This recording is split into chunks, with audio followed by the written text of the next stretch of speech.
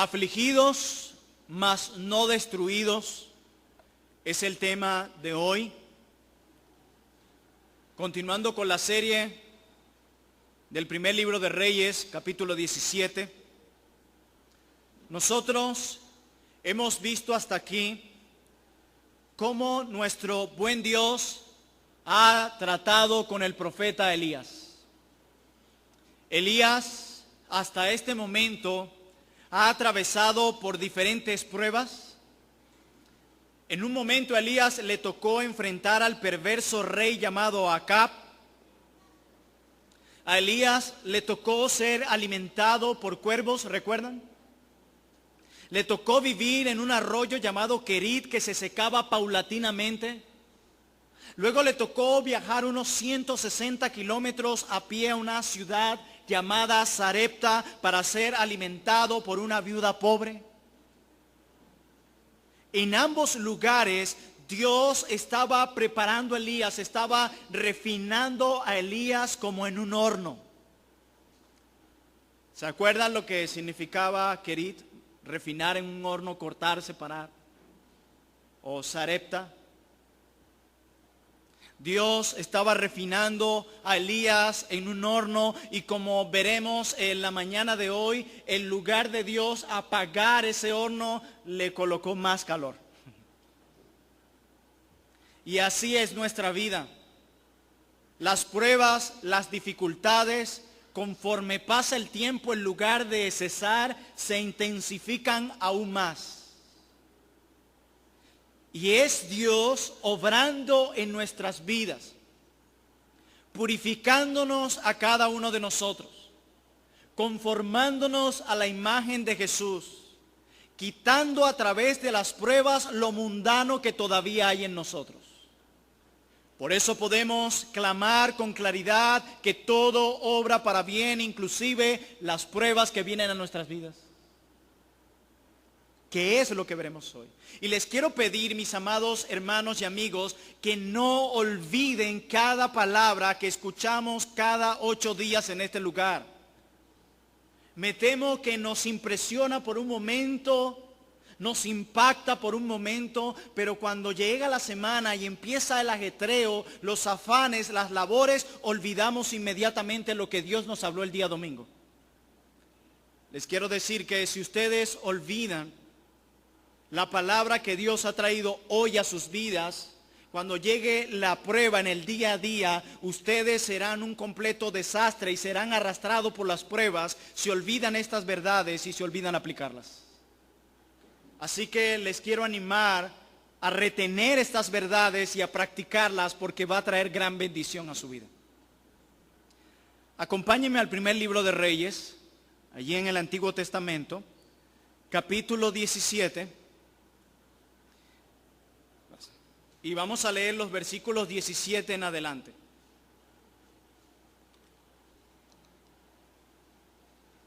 Primer libro de Reyes, capítulo 17, versículo 17 en adelante. Dice la palabra de Dios. Leamos. Después de estas cosas, las que ya estudiamos, aconteció que cayó enfermo el hijo del ama de la casa, y la enfermedad fue tan grave que no quedó en él aliento. Verso 18, y ella dijo a Elías: ¿qué tengo yo contigo, varón de Dios? ¿Has venido a mí para traer a memoria mis iniquidades, o sea, mis pecados, y para hacer morir a mi hijo? Él le dijo: dame acá tu hijo. Entonces él lo tomó de su regazo y lo llevó al aposento donde él estaba y lo puso sobre su cama. Y clamando a Jehová dijo: Jehová Dios mío, ¿aún a la viuda en cuya casa estoy hospedado has afligido, haciéndole morir su hijo? Y se tendió sobre el niño 3 veces, y clamó a Jehová y dijo: Jehová Dios mío, te ruego que hagas volver el alma de este niño a él. Y Jehová oyó la voz de Elías, y el alma del niño volvió a él y revivió. Y tomando luego Elías al niño, lo trajo del aposento a la casa y lo dio a su madre, y le dijo Elías: mira, tu hijo vive. Entonces la mujer dijo a Elías: ahora conozco que tú eres varón de Dios y que la palabra de Jehová es verdad en tu boca. Amén. Vamos a ver cuatro pensamientos en la mañana de hoy. En primer lugar, quiero que veamos la reacción de la viuda en medio de la prueba. En segundo lugar, quiero que veamos la reacción de Elías en medio de la prueba.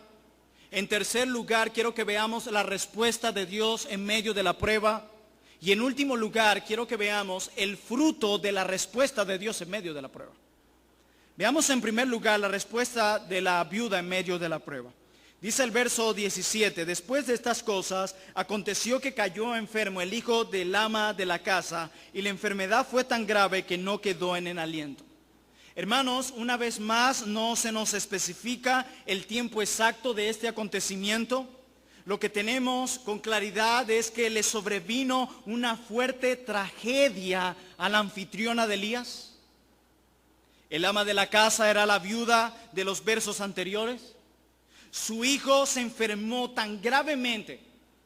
Fue tan grave la enfermedad que le vino a este pequeño que murió. Esa es la expresión que usa el escritor cuando dice que quedó sin aliento, diciéndonos que murió el niño. Por lo que se ve, este era su único hijo. Este era su consuelo en la viudez. Pensemos en esta realidad. Esta mujer ha perdido a su marido, quien era el cabeza del hogar, el proveedor del hogar. Ha muerto. Podemos llegar a pensar que esta mujer amaba mucho a su marido. Lo conocía de años, es lo más posible. Y este hombre muere y solo le queda su pequeño hijo. Y no solo fue perder a su esposo, sino que ahora le toca perder lo único que le quedaba, su hijo.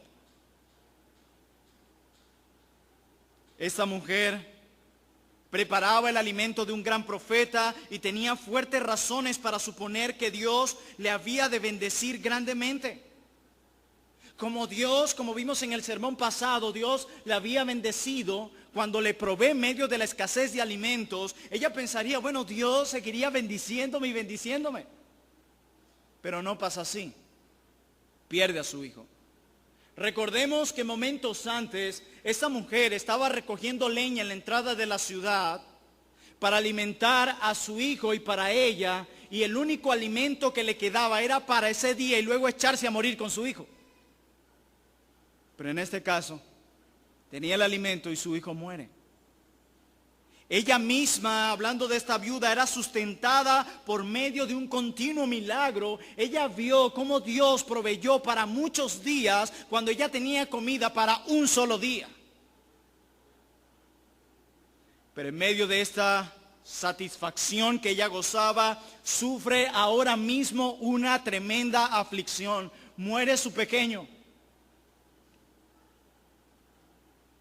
Dice el 18, y ella dijo a Elías, ¿qué tengo yo contigo, varón de Dios? ¿Has venido a mí para traer a memoria mis iniquidades y para hacer morir a mi hijo? ¿Para eso has venido aquí, Elías?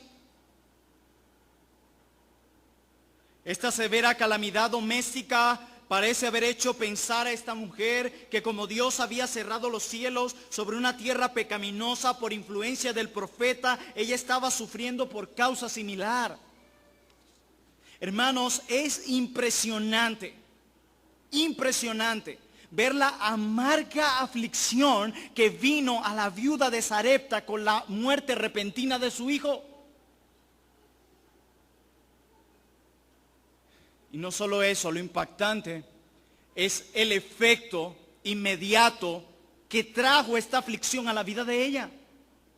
Esta mujer, debido a esta dura aflicción, estaba agitada e inmediatamente se volvió al profeta Elías y le acusó de ser la causa de su tremenda pérdida.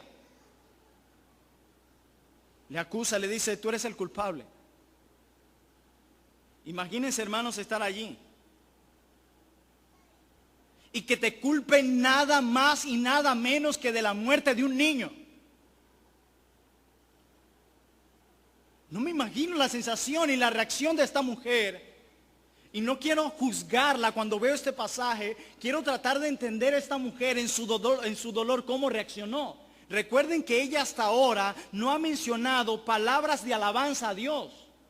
Si leen el final del texto que estudiamos la semana pasada, ella es alimentada por muchos días, pero ella no reconoce nada acerca del poderío y de la grandeza de Dios. Y ella empieza a culpar al siervo de Dios por lo que le pasa. Y veo eso y hago un paréntesis porque pienso en la respuesta de muchos hoy, incluyendo del supuesto ateísmo de hoy. Bueno, si Dios nos bendice, nos sana y nos prospera, vaya qué poderoso y qué grande es Dios. Pero cuando Él nos aflige y trae las pruebas, ¿dónde está Dios? Algunos ateos dicen, bueno, si Dios existiera, no habría tanto sufrimiento. O mejor dicho, si Dios consintiera todos nuestros caprichos, lo adoraríamos y lo reconoceríamos como Dios. Alguien decía que al final de cuentas, el ateísmo es más un problema moral que filosófico. Porque los hombres no quieren tener a alguien que gobierne sobre ellos. Y si reconocemos que este Dios, quien es la máxima autoridad, existe, esto demanda de nosotros una obediencia a ese Dios. Pero como no quiero someterme al gobierno de ese Dios, me es más fácil decir que no existe Dios. Y algunos dirán, si yo viera a Dios, yo creyera en Él. Mentira. Hace más de 2000 años, Dios hecho carne estuvo por 33 años sobre esta tierra. Y muchos lo vieron cara a cara, vieron sus milagros y lo colgaron en una cruz. Así que no vengan a decir que si lo ven cara a cara creerán en Él. El problema es más moral que filosófico. Hay una ilustración sobre ese asunto que es así. Un ateo y un cristiano asisten juntos a una exposición en la que se exhibe un hermoso cuadro de la galaxia. Están allí los dos, ahí está el hermoso cuadro. Al ver aquella obra, el ateo no puede dejar de admirar al artista que la ha hecho. Se podía notar que el autor de esta obra tenía talento de sobra y este ateo no dejaba de admirar las bellezas que contenía ese cuadro. Entonces el amigo cristiano, que le había testificado a su amigo anteriormente y que lo ve tan admirado con este cuadro sobre la galaxia y sobre el autor de este cuadro, le dice, ¿sabe qué es lo más maravilloso, mi amigo, acerca de este cuadro? ¿Qué? Que este cuadro se hizo solo. Y le dice el ateo, pero tú sabes que eso es imposible. ¿Cómo se va a hacer solo? Esta belleza de cuadro, ¿cómo se va a hacer solo?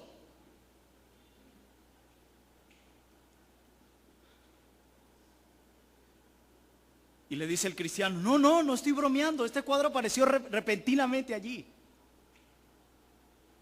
Por una causa de varios eventos fortuitos, todos esos elementos que aparecen en esta obra se colocaron en ese orden perfecto y dieron como resultado este hermoso cuadro que tienes delante de tus ojos.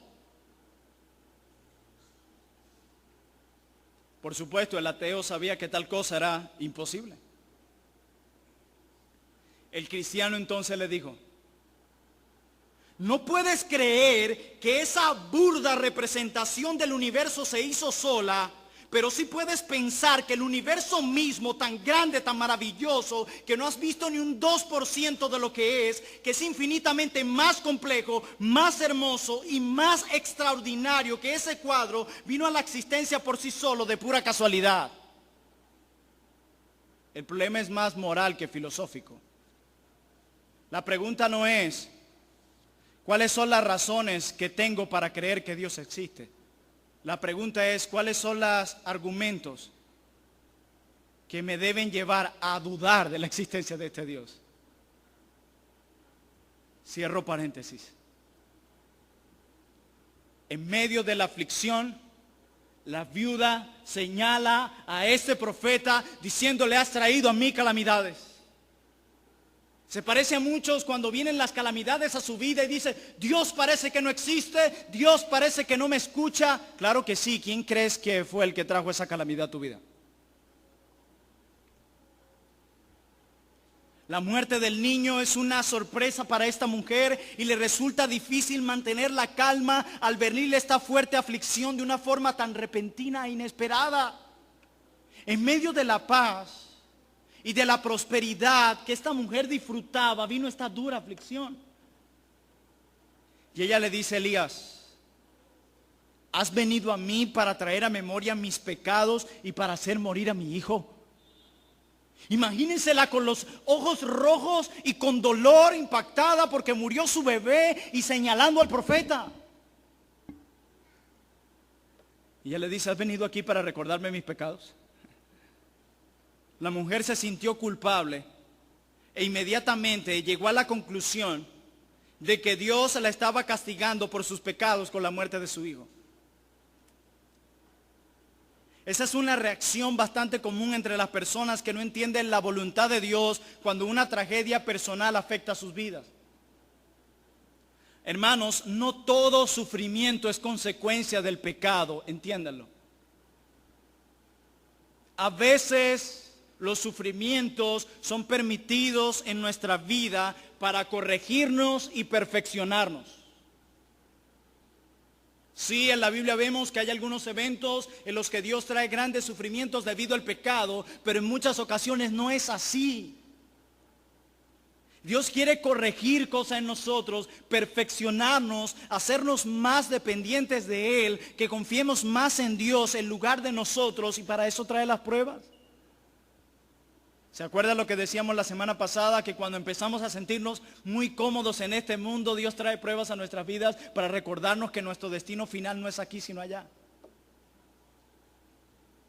Las pruebas son necesarias y Dios usa cada dificultad para bien. De hecho, muchos de nosotros, y me incluyo, llegamos a los pies de Dios por medio de una prueba, por medio de un sufrimiento. Dios usa todo para bien.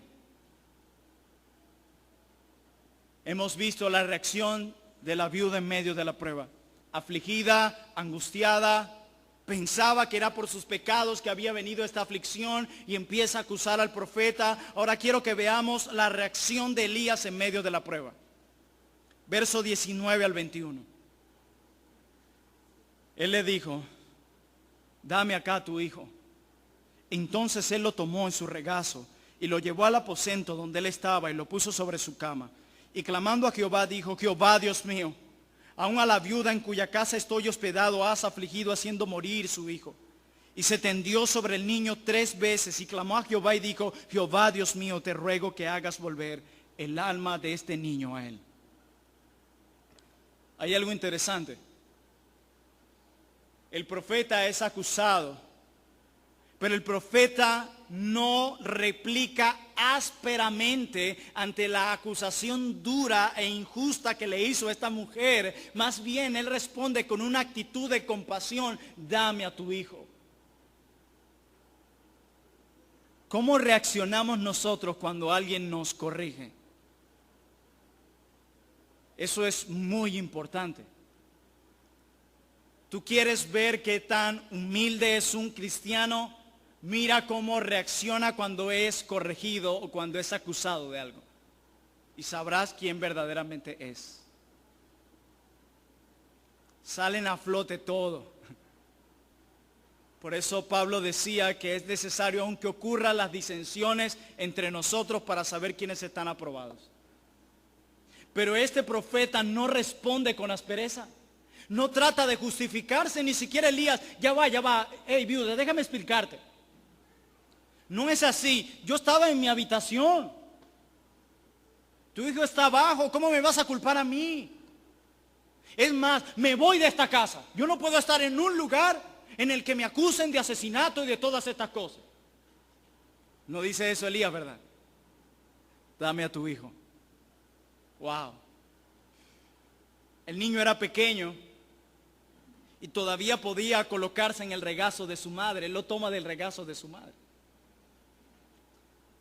Y se dice que Elías estaba en la parte superior de la casa y la mujer, el resto de la familia abajo.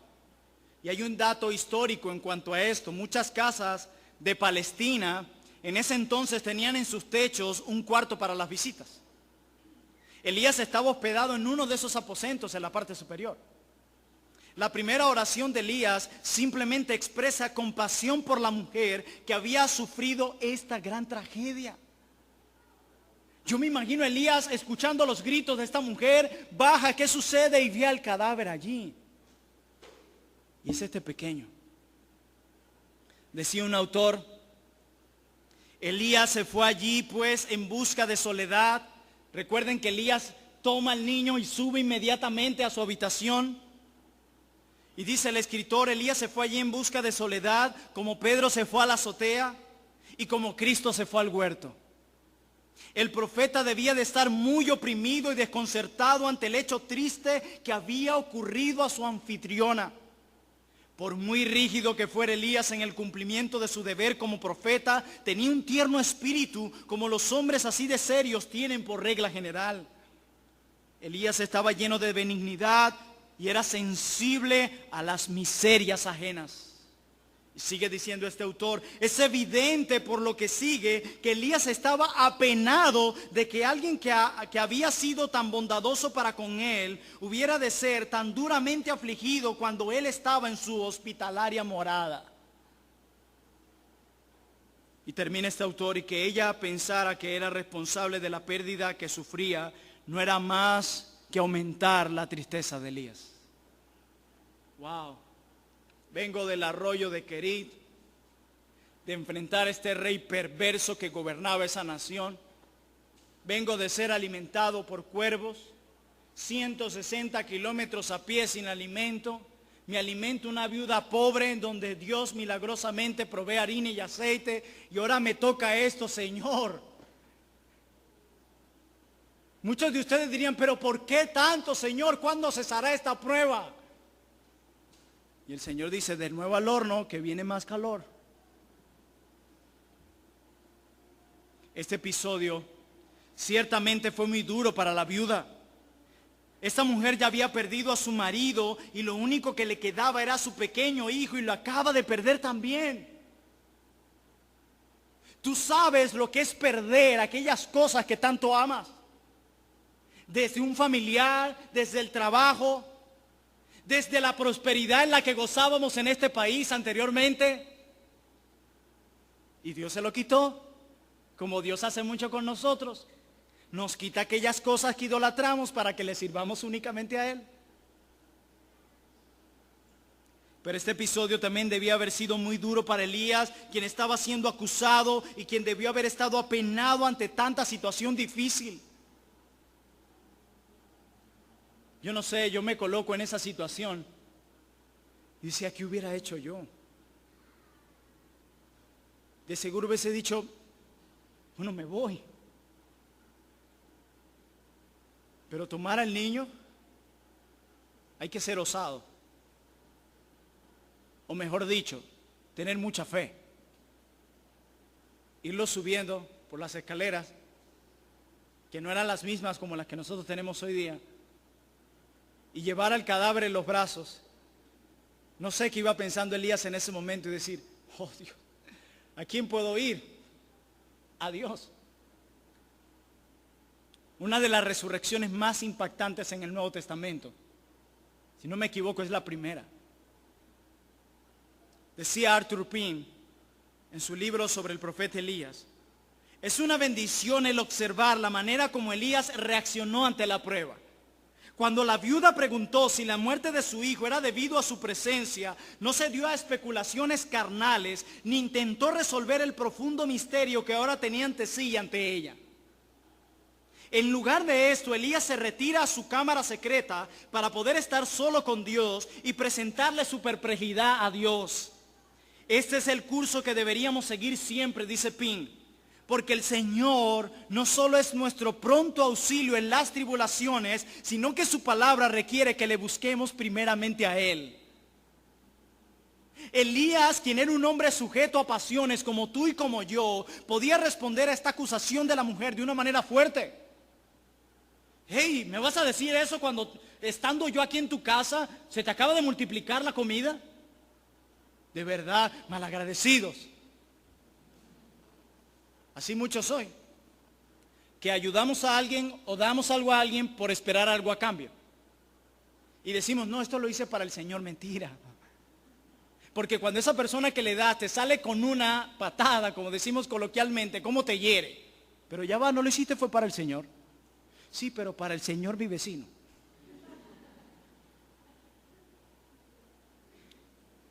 Este hombre de Dios reaccionó de una manera muy diferente a la como nosotros reaccionamos cuando somos acusados por otros. Reaccionó de una manera diferente. Imitemos esto. En medio de la gran aflicción, Elías no se deja atrapar por el desespero. Elías, en medio de la aflicción, no se deja controlar por la ansiedad. Elías corre inmediatamente a Dios, toma al niño, sube a su recámara y ora a Dios. Y esta es una gran lección para cada uno de nosotros, quienes en medio de la aflicción, quienes en medio de la prueba, dejamos que el miedo nos controle, dejamos que la ansiedad nos domine, en lugar de correr a los brazos de Dios en oración, echando toda nuestra ansiedad sobre Él. Decía Spurgeon, entre más grandes sean nuestras aflicciones, mayores deben ser nuestras oraciones. Y se dice de los puritanos que entre más ocupados estaban, ¿escucharon eso? Entre más ocupados estaban, más oraban.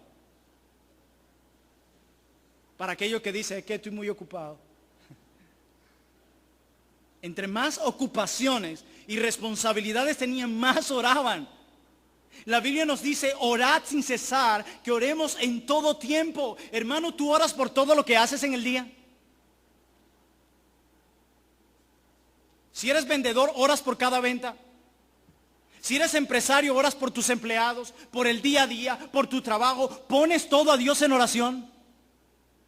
Y a veces nos preguntamos, ¿por qué saldría mal si yo hice todo bien? No es que te faltó algo, orar. Hermanos, la oración es un acto de adoración mismo. La adoración no es solo un momento donde traemos una lista de peticiones a Dios. La oración es un acto de adoración donde reconocemos que Dios es el Todopoderoso, que nosotros somos débiles, que Él es el Creador, nosotros las criaturas, que nosotros flaqueamos y que solo en Él está nuestra fuerza. Eso es la oración. Por eso la oración no empieza, el modelo de oración en Mateo 6, no empieza pidiendo, empieza Padre nuestro que estás en los cielos. Empieza exaltándolo a Él. Eso es la oración. No podemos confiar en nada de este mundo, ni en los hombres, ni en nuestro dinero, ni en lo que un gobierno pueda hacer. Tenemos que confiar en el Rey de Reyes y Señor de Señores. Ni siquiera en el pastor deben confiar. Yo soy un hombre como ustedes. Yo no soy una especie de extraterrestre, no. Tengo familia como tú. Sufro también como tú. Tengo aflicciones también como tú. También atravieso por pruebas como tú. No confíes en mí ni en nada. Confía únicamente en Dios. Muchos de nosotros venimos de iglesias en el que han convertido a los pastores en dioses. En el que el pastor determina hasta el color de la corbata que me tengo que poner. Eso no es así. Los pastores están fundamentalmente para alimentar a la grey. Y eso es lo que vengo a hacer cada domingo y cada semana aquí. Darles la palabra del Señor para que la tomen y la pongan en práctica.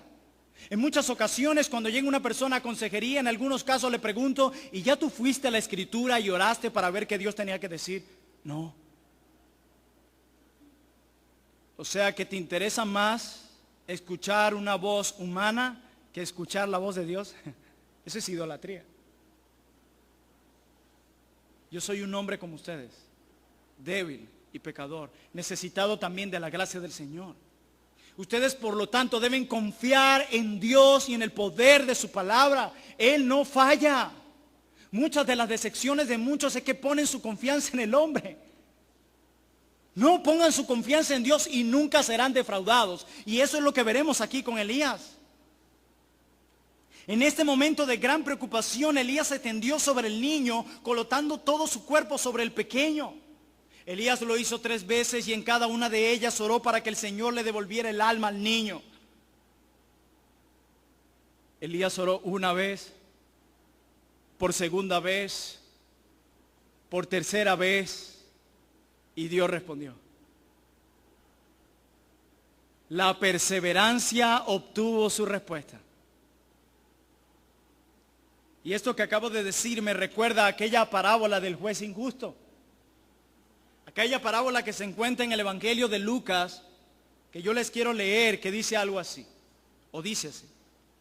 Lucas 18 dice, también le refirió Jesús una parábola. Y Jesús, ¿de qué trata esta parábola? Dice el texto, sobre la necesidad de orar siempre y no desmayar.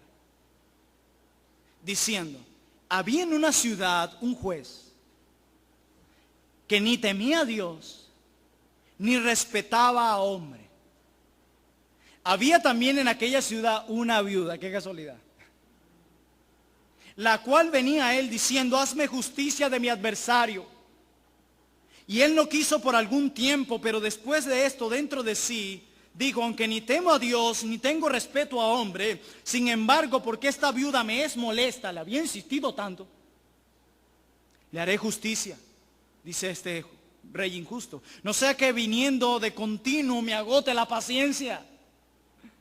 Y el verso 6, y dijo el Señor, oíd lo que dijo el juez injusto.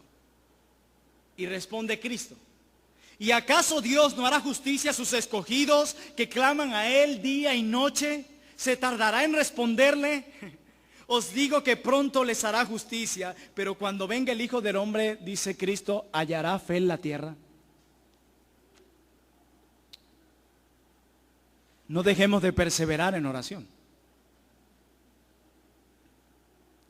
Algunos dicen, pero Dios no me respondió lo que le pedí. Dios no responde a mis oraciones. Sí responde, solo que dijo no. Y el modelo de oración en Mateo 6 nos dice que se haga tu voluntad, Dios, allá en el cielo. Y no lo olviden, dice también, y acá en la tierra, donde tú y yo estamos. O sea que nuestra oración debe ser sometida a la voluntad de Dios, para alinearnos a la voluntad de Dios. Yo quiero decirles que cuando nosotros oramos y nos sometemos a la voluntad de Dios, no es Dios el que cambia, es Dios quien nos cambia a través de la oración, alineándonos a sus propósitos.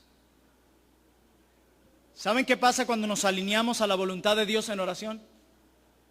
Nos comenzamos a adaptar a la agenda de Dios. Esas cosas que tú has orado, todas han sido respondidas, solo que la agenda de Dios es muy diferente a la tuya.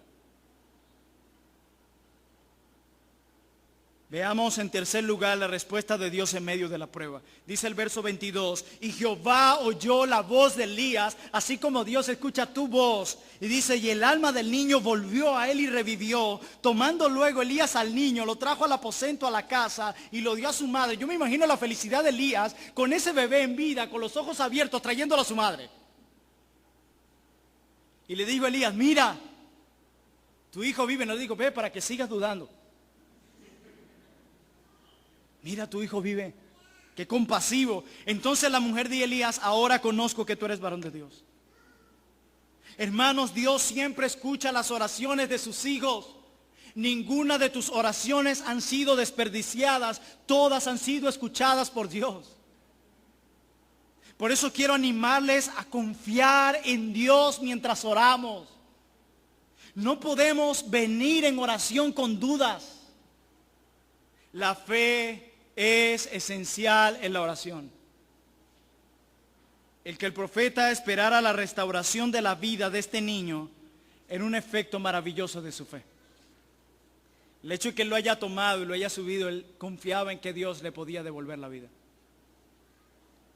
A veces el enemigo quiere hacernos creer que la oración del justo no puede mucho.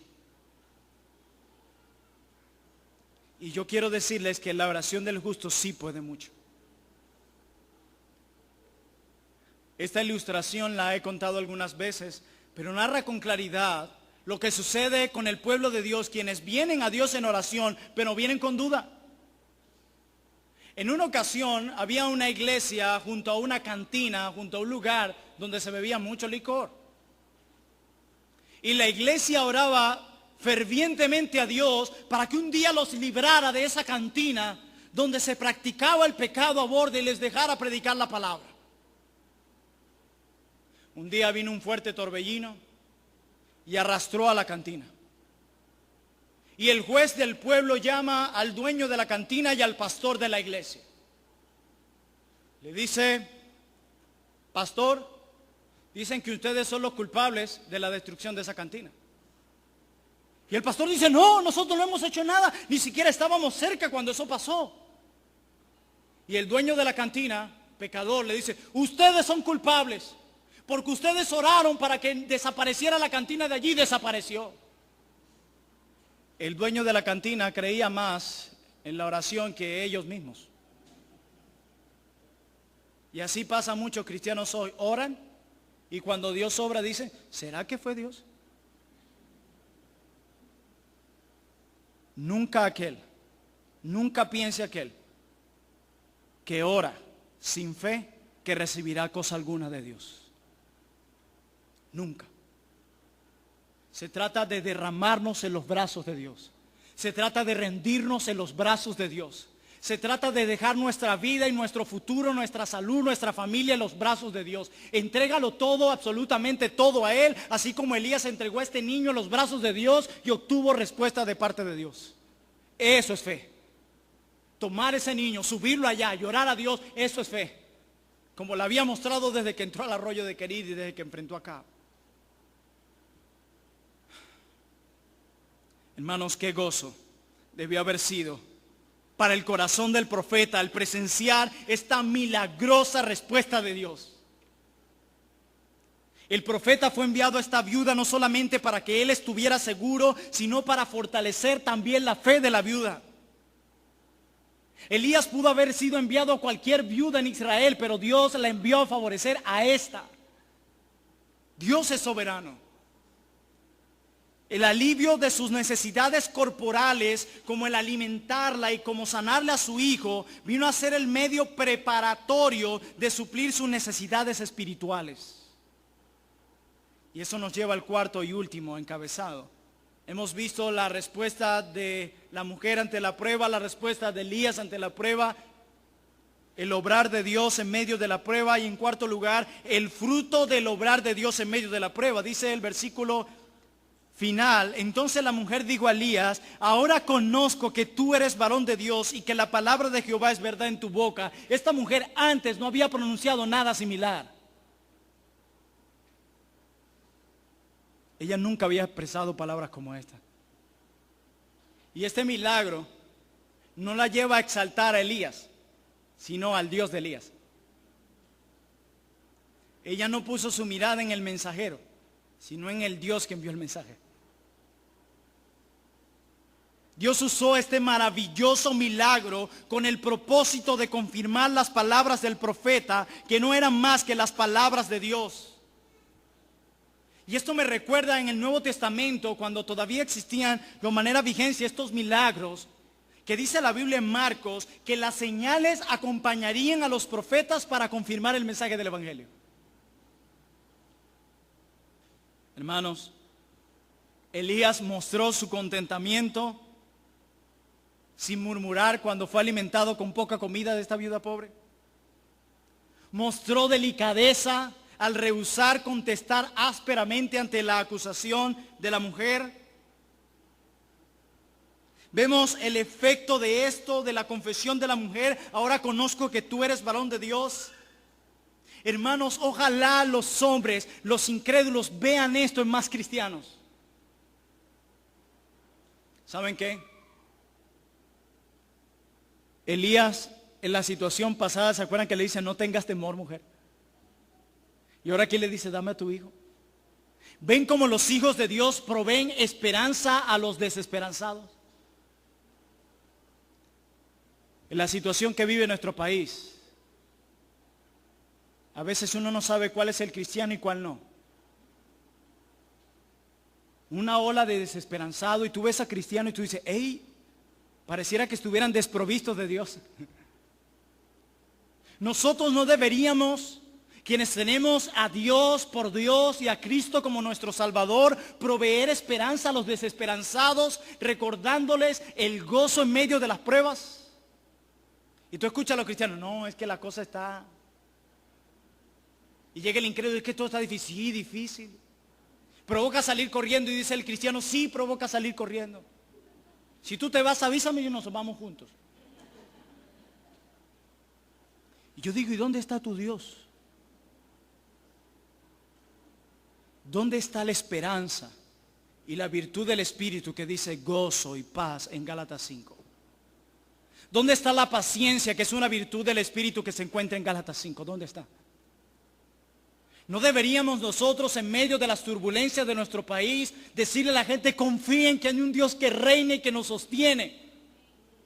Que estamos afligidos, mas no destruidos, pero gracias a su poder y no a nuestras fuerzas. ¿Dónde están esos cristianos que en un mundo rodeado de malas noticias proclaman las buenas noticias de salvación?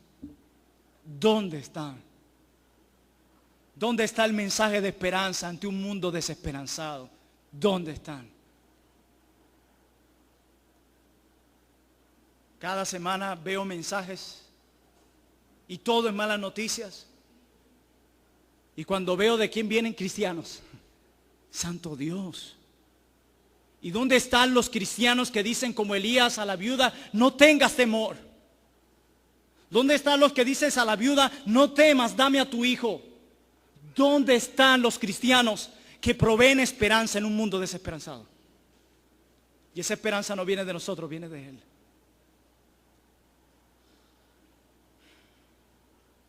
Hermanos, este niño murió, resucitó, Dios lo resucitó.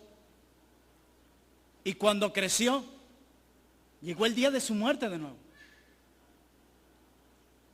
Y de seguro el cadáver de este niño sigue en una tumba.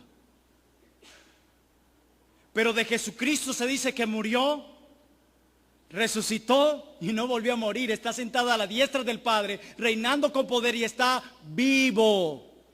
¿Escucharon eso? Nuestro Rey vive. Muchos adoran a dioses a los cuales su tumba siguen estando llenas, pero nosotros adoramos a un Rey en el cual su tumba está vacía. Y eso debe ser de esperanza, porque eso nos demuestra que Él continúa intercediendo por nosotros y escucha cada uno de nuestros ruegos, porque es Dios y porque vive.